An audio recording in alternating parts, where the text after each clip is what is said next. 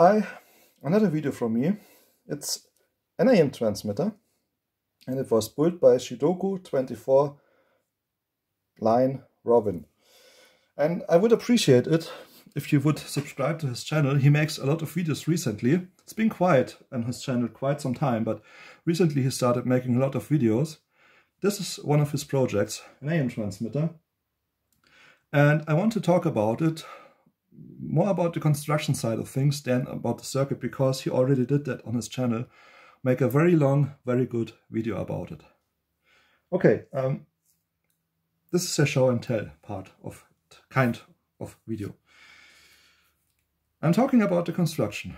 What he did is he built his transmitter on one of these solderless breadboard / prototype boards, and this is totally fine. I'm doing this too, even with 25 plus years electronics knowledge. And his circuit is working well, but I decided to build it on a proper circuit board. Use the Dremel, cut out the circuit board, cut out the traces, solder the parts to the circuit board, and then you can use it. What I did is, you will see this in a second, these resistors are all at the same height. Of course, they may vary a slightly minimal part of a millimeter, but overall they're all at the same height, all at the same length. Same goes for transistors except this one and the capacitors. Also the coils, as you can see, are on the same height. And it's very simple to do this. Yes, it's very simple. I have a simple trick. What I'm doing is, I'm having one of these prototype boards. Then I have my component. Let me just get my component. In this case, it's a coil. So then I bend the leads. I have prepared this. It's not pretty. It's just for demonstration purposes. I bend the leads, put it through the circuit board. Anyhow, I put it through the circuit board that it's laying on top of the circuit board. So this body is touching the board. I press with my finger against it. Then I use my side cutting pliers and cut off the wires on the other side. And then the component falls out and you have always the same length of component leads. Very simple trick, doesn't cost that much effort and gives you good results.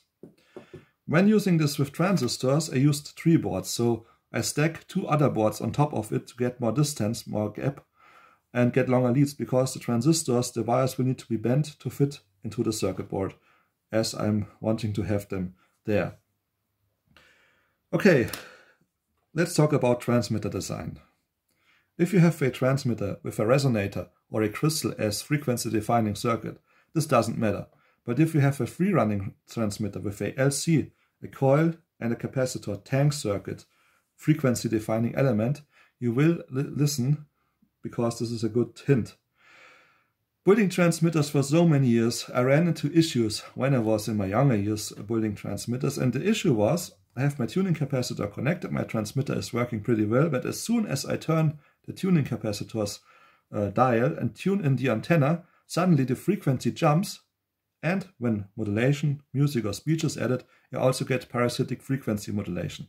Parasitic frequency modulation means that you have to detune your radio, don't tune it exactly on the frequency, detune it a bit to be able to hear what is going on, what is being broadcasted. So, what was the issue? I figured out that the issue is that the coil from the PI filter magnetically coupled into the coil from the oscillator, through that interfering the frequency and the performance of the oscillator. I have it in a more image thingy here. This is the coil, and if you apply AC to it, a high frequency, like an antenna, it will emit an electromagnetic field, and it's circling around the coil, and the direction is like the pencil. This is the direction in which the field is emitted. If you turn the coil, the direction will change, but it's always the same direction. I mean the direction it will transmit horizontal, this is vertical, it will transmit vertical, and it will transmit horizontal. I hope I have got this right. If you have another coil, which is in close proximity to the first coil, it will receive it. This is like a receiving coil. This is the transmitter coil and this is the receiver coil. This coil picks up the signal this coil is transmitting. And you do not want to have a strong magnetic field from this coil into the coil, being transmitted into the coil of your oscillator, because Like I said, in my circuits, it did affect the frequency did shift, I did get frequency modulation, and it's just not what you want to have. So, what do we do now? Well, as you can see, I physically have distance between the coil from the PI filter and the coil from the oscillator. I have a physical large distance between them. This is also what helped in my older projects. I figured out if I place the oscillator circuit further away from the power amplifier circuit, it just works fine. And another thing I'm doing is the angle at which the coils are to each other is important. Because like I said, if you have this coil, this is the oscillator coil, the magnetic field will be like this. It will go in this direction. And then you have the other coil from the PI filter. It's laying, as you can see, they are laying, and their field is going in this direction. As you can see, the directions don't match up. And this heavily reduces the coupling factor between the two coils and ensures that the coupling is very weak and you won't get interference issues with these two coils. Okay, this was for the physical construction part of things.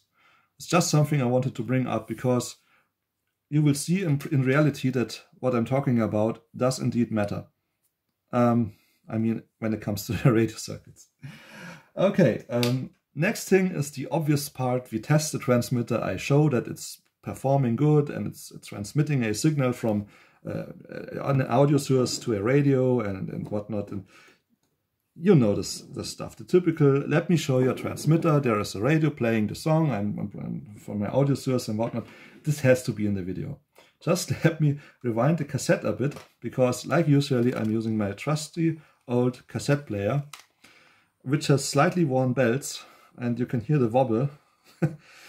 But it's good enough for demonstration purposes. So okay, let's hook up the cassette player to the transmitter. Since I admit that I shorter messed with one of the outputs, only the other output is working properly, and I need to get the connector in the right spot so it works. Fixing this, it's probably an SMD IC that needs replacement, and yeah, it's good enough for this stuff.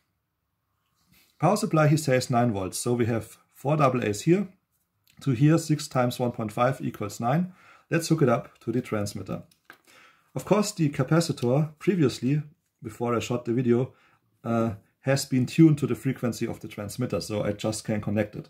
And we need our small AM device here. Now let's push play.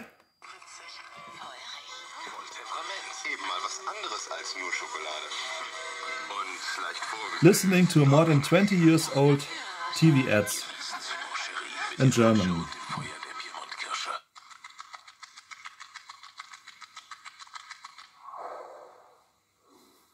Geld sei Dank. Nutzen Sie die Chance auf 333 € mehr für Ihre Visionen. www.armisonline.com. Obviously, we do have a good performer here. I mean, you can hear the sound is very clear and it's working and everything. Yeah, this is his transmitter.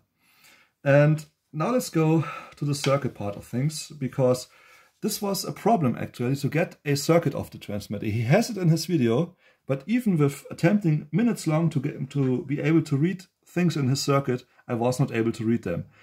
One thing is his handwriting, which is very fast and like he's making notes for himself. And the other thing is that the resolution in this specific video was so bad I was not able to decipher various parts of this circuit. I tried to make the transmitter exactly as he uses it. He uses NXP transistor. I also use NXP transistor. He uses BC547C. I also use BC547C. I have exactly the components he is using in my transmitter, except this 47 nanofarad. I didn't have one, so I connected two 100 nanofarads in series, which gives me 0.05 nanofarad. Was it? 50 nanofarads. Okay, sorry, I was a bit carried away. It gives me 50 nanofarads, which is 3 nanofarads off and should be within tolerance if you assume that this capacitor also has a tolerance. For the circuit, you have your typical oscillator part here. Then you have your buffer part, final amp in class C, low pass filter / antenna matching network circuit, class collector circuit, modulator transistor, and voltage amplifier, because this has a very low voltage amplification. It's like 1 or less than 1, and so you need to step up the voltage, and this is this circuit here. And yeah, this is basically his circuit. And yeah, this is the circuit. I think you could pause the video, you could rewind the video, and then you can take a screenshot from the circuit if you want to rebuild the transmitter. One thing that was a bit special is this 2N5109. When I read his schematic first, I was like, oh, another one of these generic NPN, nothing special transistors like BC141 or BC161. The BC161 is not a NPN, but the 141 is. But they are in a similar case. They have this round metal case and something. So I tried to find this transistor, and then it was, oops, this is a very special transistor, because this is a very special transistor. It's a super fancy high-end HF, as a high frequency amplifier, which is not only very expensive if you can find one, it's also very hard to get. How did I get it? Well, I wrote him that I don't have this transistor in my stock. I have a similar component transistor, but as I wanted to build everything as he builds it, I wanted the original transistor.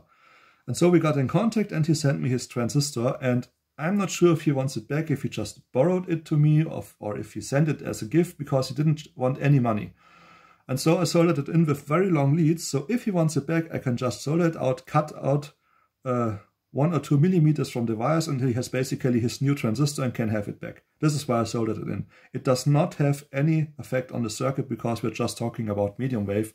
If it was UHF, okay, long leads no good, but medium wave, nah, won't affect it. Yeah, so this is the circuit of the AM transmitter. I'm not sure if I'm going to make another video about it. He sent me this for a specific reason, and I'm in contact with him, and there is a reason why I rebuilt it. So there may be another video, a revisit of this transmitter in the future, but I'm not promising anything here. This is just a video demonstrating Shidoku 24/ this line Robin AM sender transmitter, however you want to call it, that it is working. Oops, and the radio fell down. Okay, something has to happen in the video. Anyhow, so yeah, let's wrap it up here. This is the demonstration of the transmitter. It is indeed working well. As you could hear, it does transmit tone from the cassette player to the radio, and it's working. Please subscribe to Shidoku's channel. He does make German videos, but use the subtitle function to translate them into English and watch them. Thank you for watching. Best greetings, Stefan.